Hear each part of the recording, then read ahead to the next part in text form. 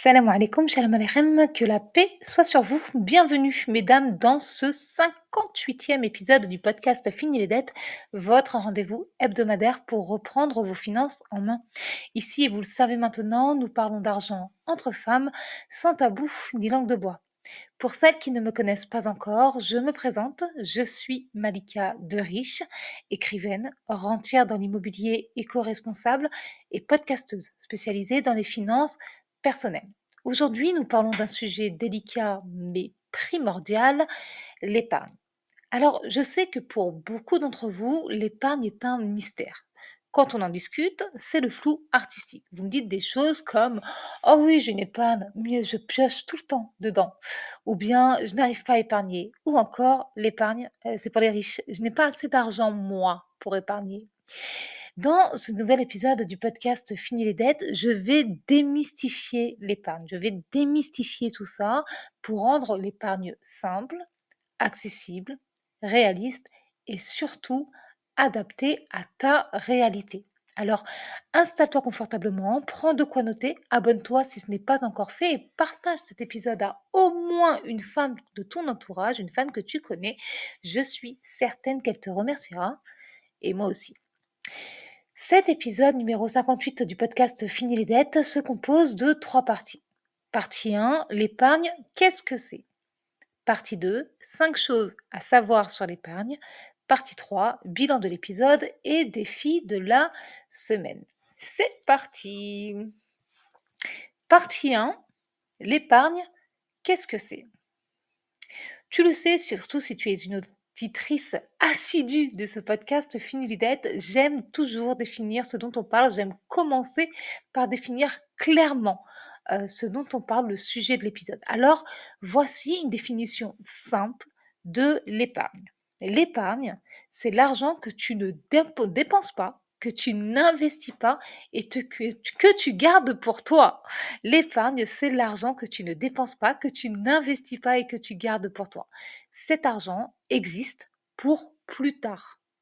Dans une étude de 2024, l'INSEE rappelle une vérité intéressante. Elle rappelle que les Français et les Françaises épargnent en moyenne 17,5% de leurs revenus. Mais cette donnée est biaisée.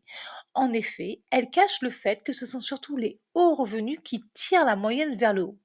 La réalité, c'est que un Français sur 3 n'a aucune épargne de disponible. D'après la Banque de France, une étude de 2025. Près de la moitié des ménages n'a pas 500 euros d'avance pour faire face aux imprévus, nous dit le Crédoc dans une étude de 2024. Donc, quand je dis que l'épargne est souvent un souci, ce n'est pas un jugement, c'est factuel. C'est un constat. Et quand on connaît l'importance de l'épargne dans la vie d'une femme, on comprend mieux pourquoi j'en parle autant dans ce podcast Fini les dettes. Mon objectif, c'est de te donner des clés, des informations sûres, une façon de faire qui fonctionne, des solutions concrètes pour que l'argent ne soit plus jamais un problème pour toi et que tu sois en mesure de constituer ta propre épargne. Pour cela, passons tout de suite à la deuxième partie de cet épisode numéro 58 du podcast Fini les dettes.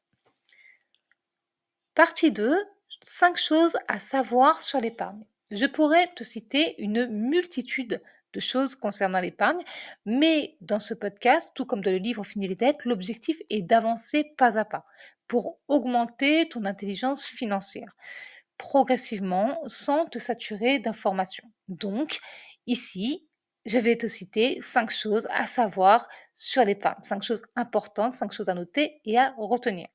Première chose à savoir sur l'épargne, tu n'as pas besoin d'être riche pour épargner. L'épargne, ce n'est pas que pour les riches. Il faut vraiment arrêter avec ce mythe.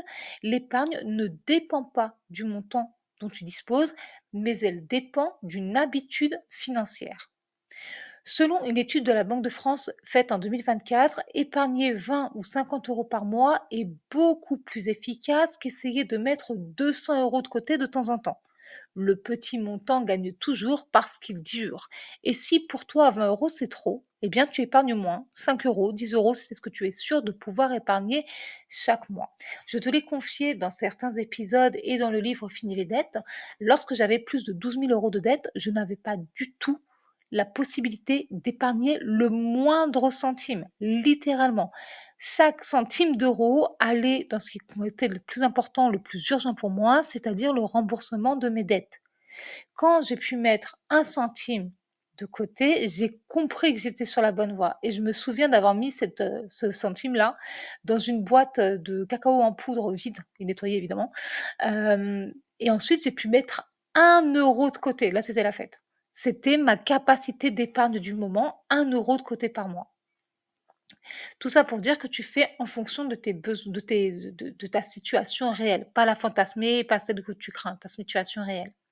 Deuxième chose à savoir sur l'épargne, il existe 3 types d'épargne et il faut que tu les connaisses. Si tu ne sais pas les distinguer, tu risques de faire n'importe quoi. Il existe l'épargne de sécurité ou de précaution, c'est la même chose. Elle doit être disponible immédiatement pour les gros pépins, les périodes instables, par exemple une perte de revenus ou des gros frais, etc. L'objectif, c'est d'avoir 3 à 6 mois de dépenses courantes. Les dépenses courantes sont tes revenus, sont tes dépenses essentielles fixes et non fixes. Ça représente une grosse somme, mais tu peux constituer cette épargne petit à petit en l'automatisant. Chaque mois, tu mets sur un compte dédié la somme que tu peux. Et surtout, tu n'y touches sous aucun prétexte. Si en entendant ça, tu es en train de stresser en te demandant si tu auras assez si quelque chose arrive, laisse-moi te répondre ceci. Premièrement, une épargne de sécurité, même incomplète, vaut toujours mieux que 0 €. Ça vaudra toujours mieux que rien du tout. Deuxièmement, quand tu crées cette épargne, tu fais plus attention à ta manière de dépenser ton argent, tu gères mieux ton argent, ton budget, tu as plus confiance en toi. Ta confiance grandit en même temps que le montant de ton épargne. Donc, plus tu avances, plus tu es sereine. Épargne suivante, l'épargne pépin. Je ne sais absolument pas comment l'appeler. Celle-ci est pour faire face aux urgences, qui arrivent, aux imprévus très prévisibles, comme je dis. Voiture, maladie, les autres imprévus. Le minimum conseillé par la Banque de France est d'avoir l'équivalent d'un mois de dépenses courantes pour ce type d'épargne. Enfin, l'épargne de projet, c'est celle qui finance la vie que tu veux, voyage, voiture, formation, immobilier, investissement, etc. Il est vraiment très important de différencier ces 3 épargnes parce que si tu mélanges tout, tu vas piocher ici et là et finalement tu ne construis aucune épargne solide et tu ne peux pas faire face ni avancer.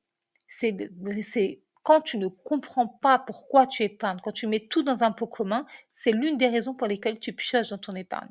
Ça ne peut pas fonctionner. Petit 3, troisième chose à savoir sur l'épargne, ton épargne n'a pas besoin d'être sur 10 comptes. Depuis 2023, les banques rappellent qu'avoir 2 à 3 comptes suffit largement. C'est une information de la Fédération bancaire française en 2024. D'ailleurs, les banques ne proposent généralement pas plus. Je te recommande d'avoir ton compte courant, ton épargne d'urgence et ton épargne de projet. C'est tout, c'est suffisant. Tu n'as pas besoin d'avoir 8 livrets pour prouver que tu gères ta vie. D'ailleurs, tu n'as rien à prouver à qui que ce soit. Je te rappelle que tu n'es en compétition qu'avec toi-même. Quatrième chose à savoir sur l'épargne te protège du découvert et du stress. Selon une étude de 2024 de l'IFOP, 59% des Français sont à découvert au moins une fois par an et 70% d'entre eux disent que le découvert leur crée du stress chaque mois. Dernièrement, j'ai lu une étude qui disait que les femmes pensaient à l'argent et étaient stressées au moins une fois par semaine. Le découvert, ce n'est pas un manque d'argent. Le découvert, c'est un manque de préparation. Dès que tu as 200, 300, 500 € de côté, ta vie change, ta perception des choses change, ton stress baisse, ton cerveau respire et toi aussi.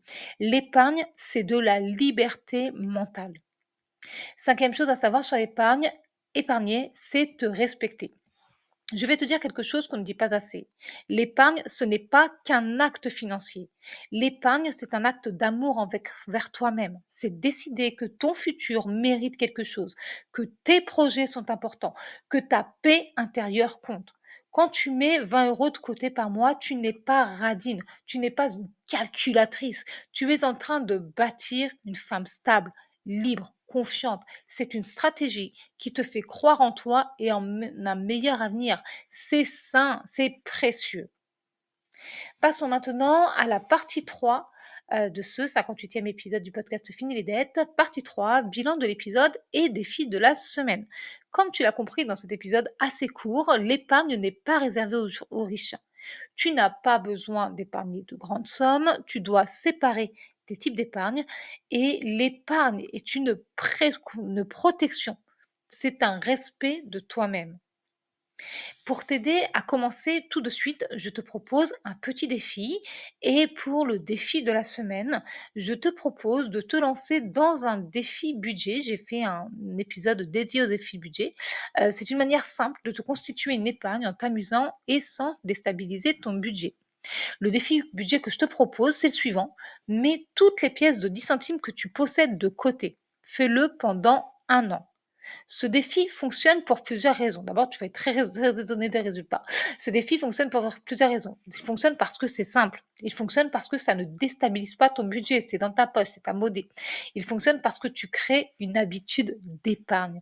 Il fonctionne parce que tu vois l'argent s'accumuler sans effort. Et surtout, tu te prouves que tu peux épargner.